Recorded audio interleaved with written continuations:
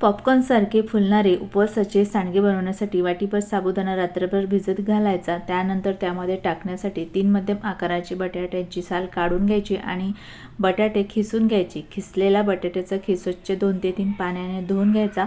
त्यानंतर भिजलेला साबुदाणा एका चाळणीमध्ये काढून घ्यायचा। त्यामध्ये खिसलेला बटाटा घालून मिक्स करायचा आणि 15 मिनिटं वाफवून घ्यायचा। 15 मिनिटांनंतर यामध्ये टाकण्यासाठी 5 ते 6 हिरव्या मिरच्या आणि अर्धा चमचा जिरं याची जाडसर वाटण तयार करून घ्यायचं। 15 मिनिटांनंतर वाफवून घेतलेलं मिश्रण थंड करून एका ताटामध्ये काढून घ्यायचं। त्यामध्ये चवीपुरतं मीठ आणि ग्राइंड केलेलं वाटण घालून मिक्स करून घ्यायचं। त्यानंतर हाताला पाणी लावून या मिश्रणाचे असे लहान लहान आकारामध्ये सांडगे तोडून घ्यायचे।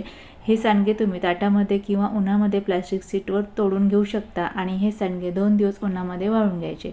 वाळल्यानंतर बघू शकता मस्त सांडगे तयार झाले आणि हे सांडगे तेलामध्ये टाकल्यानंतर बघू शकता पॉपकॉर्न सारखे फुलतात आणि चवीला सुद्धा हे सांडगे छान लागतात। तर रेसिपी आवडली असेल तर रेसिपीला लाईक आणि चॅनलला सबस्क्राइब करायला विसरू नका।